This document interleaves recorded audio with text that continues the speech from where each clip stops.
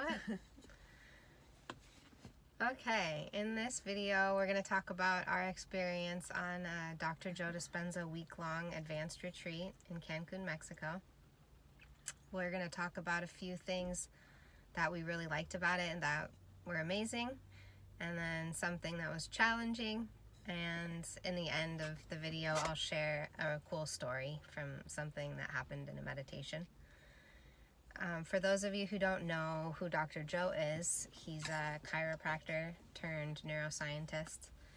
He was in this freak accident in a triathlon, I think in the early 90s. Yeah, right. We can link the story below, but basically he was ran over by a truck in the bicycle portion of the race, and he broke his spine in a few places.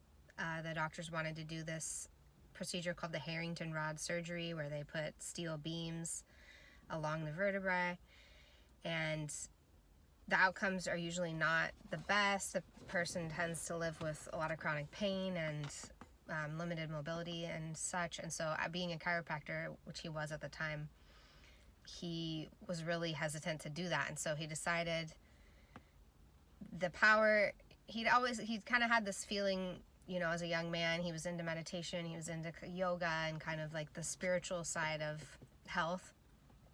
And he really believed that the power that heals the body, the power that made the body can heal the body. That there's some kind of innate intelligence in all of us that allows us to heal, right? Like, think about it. When you're a kid, you scrape your knee, it scabs over, eventually it heals completely as if nothing happened, right?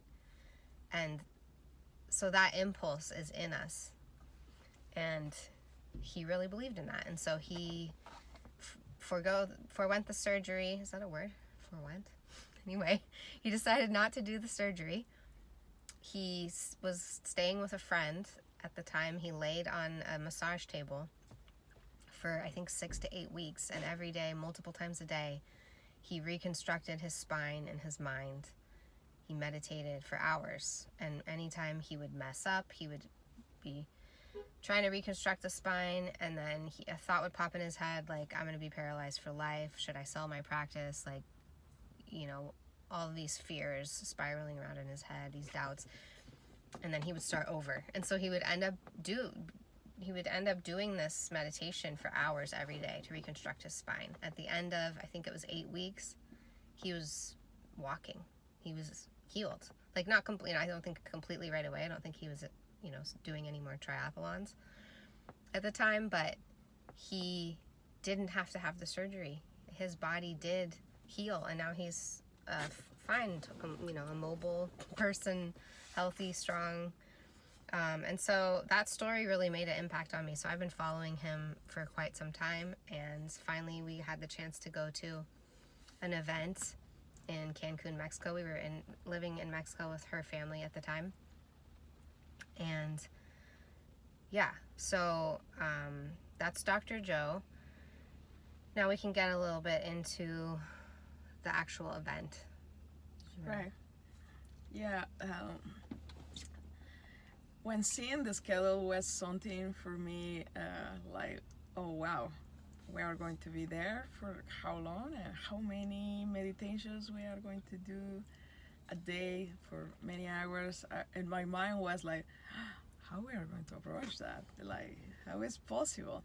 But later, my mind always came when I was meditating early in the morning, and I need to do 30 minutes meditation or 1 hour meditation. I always want more, like falling, like maybe I should do another like that, but I don't have time. I need to get ready for the day. So when I was there, you have all that, nothing to do, just meditate, be there in the present moment and meditating. That was amazing. And the live meditations with the live music and everything was so vivid because you could feel the energy around the room with everybody and connect with that.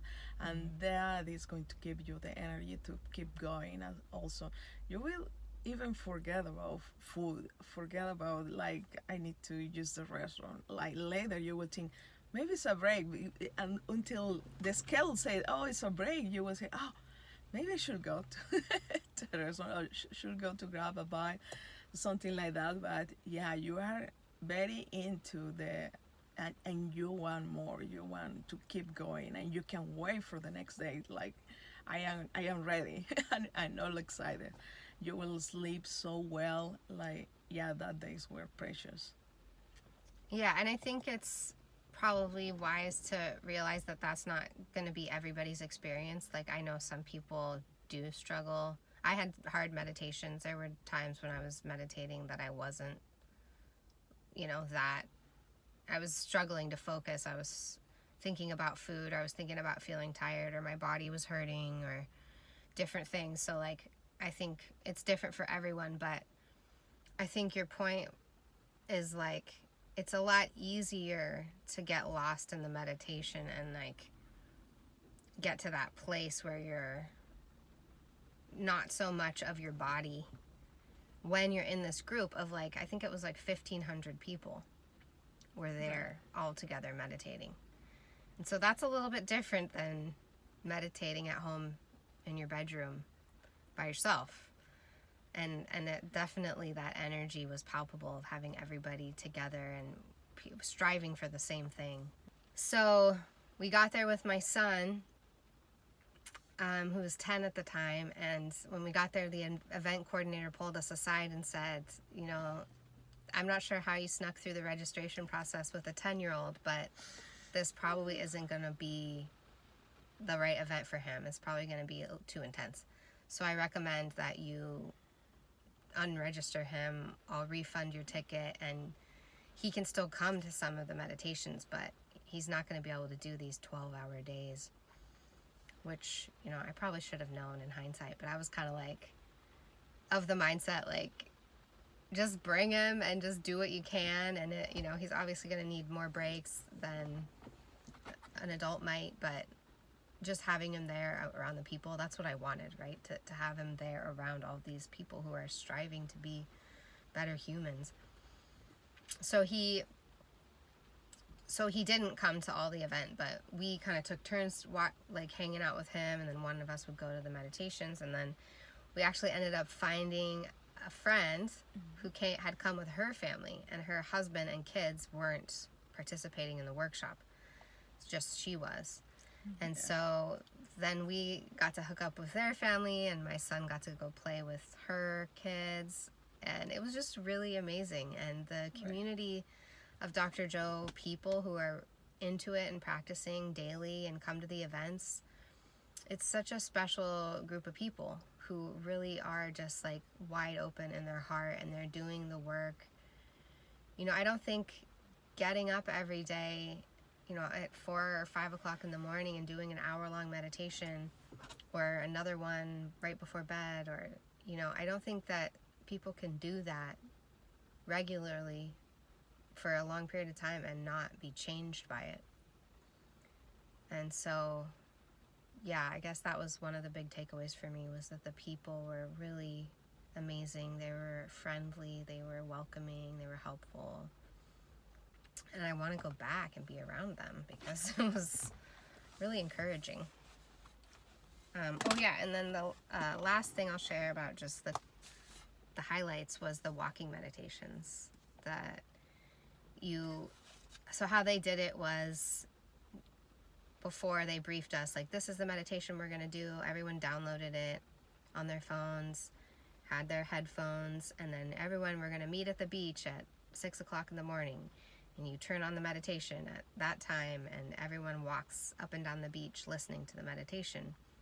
And there's parts of the meditation where you're standing there, where you're trying to get your brain waves right. And how he does that is by, like, encouraging proprioception. I forget the term that he uses to describe it, but it's an old meditation practice where you try to feel the space around your body, the space, like, coming up to touch your cheek, say, or the space far away from your ear. And basically you're opening up your perception, and it actually changes your brain waves. slows them down. It takes you from beta brainwaves, which is this jagged, really, it's when you're thinking and processing. It's when high beta is when you're kind of stressed out. And you're going into alpha brainwaves or even theta brainwaves that are slower, and they're the kind of brainwaves that people are in when they create something beautiful, or when they have a moment of like connection with the divine, or with their baby that was just born, or something like that. And so part of the meditation was doing that, and then part of it was walking with like kind of like upbeat music. And so that was the first time I had done that, or we had done anything like that, and it was really interesting to see how the movement during the meditation really raised the energy. Did you want to say anything about that? Right. Yeah. I like both the walking meditation and the live meditations. There were talks in between also, so we were not just meditating the whole time. Extra tips for the event, because the volume of people going to this event, sadly, they need to do it in a big resort that can host that many people. Like the all-inclusive. With all-inclusive stuff. Resorts. That sadly looks pretty, and the food looks great, but doesn't taste like anything. Sadly, it doesn't have really. They don't use quality ingredients. Let's put it that way, and tastes like that. So it tastes like that, and yeah, we recommend you bring a bunch of good snacks, your favorite healthy ones. You will be craving that and thinking like, oh, why I didn't bring that. Another thing. We took extra days around Cancun that time. We had the opportunity and ended in Tulum. That was amazing and beautiful. We tried the local food around. It was great, like world level, good. Yeah, and just another kind of recommendation for anyone if they go to a retreat, bring a meditation cushion, maybe a yoga mat. I mean, I think the website will tell you those things, but you just want to be comfy and know that you're gonna want to have the things that you have at home to meditate with, like extra pillow maybe, blankie that you can bring in. The room is really cold. They blast the AC. I think they probably do that all around the world. You know how those big like event space rooms can be, and so just bring a lot of warm clothes, even if you're going to Cancun and it's not cold. Yeah, people were freezing there. So I would definitely make sure that you just have everything you need to be cozy. You have an eye mask so that you can just shut out the lights, and even though they dim the room and they make it all cool with like cool lights and stuff, but and having the face mask helps a lot. Helps. Sometimes the floors can be hard, and be there for a long time is harder, and you need both, like a good mat and a good cushion, a good blanket as well, face mask, that 14. Yeah, and I think what you were saying about having snacks, like if you eat like beef jerky or dried fruit or nuts, like having that, because at the hotel, those all-inclusive hotels, it's like you go for breakfast, lunch, and dinner, but you don't really have snacks. They had like snacks provided, but it was just kind of like muffins and stuff, which for me, that's not really going to help me like be clear and stuff in meditation. I wanted like beef jerky and nuts and stuff. So yeah, bringing that stuff is a good idea. The last 2 days was a whole day sun to sun event with meditations mainly, and I was kind of stressed like how we are going to reach that, but wow, when we were there were the best days. It was amazing building that stage mind and that moment. That was something wonderful, like Yeah, are you talking about the pineal gland meditation? Yes. Yeah, like for one of them, I think we might have done that 2 mornings. We woke up at like 4, I think we were there at 4 in the hall, the great hall where we were doing these group meditations. And the pineal gland meditation is one where he's trying to get you into kind of like a dreamy, like half tired state, because in that state people are more likely to surrender, and they can sometimes have these kind of life-changing moments, kind of like maybe Kundalini awakening type moments, you would call them, or yeah, like major state changes. And so there was a few mornings where we woke up super early. We were there, we were meditating, we're kind of like dreamy, you know, you're kind of half asleep meditating, you're getting up, you're lying down, you're doing these breathing exercises. So it was really intense. And that kind of goes along with the last thing I was going to share about this cool story. Was it might have been in one of those meditations. I don't remember which meditation. One of the two last ones that happened. But I do remember that the breathing exercises that he's teaching. So if you're not familiar with Dr. Joe, a big pillar in his teaching is this particular breathing. He teaches several breathing exercises, but there's one that, you know, the people call the breath, and it's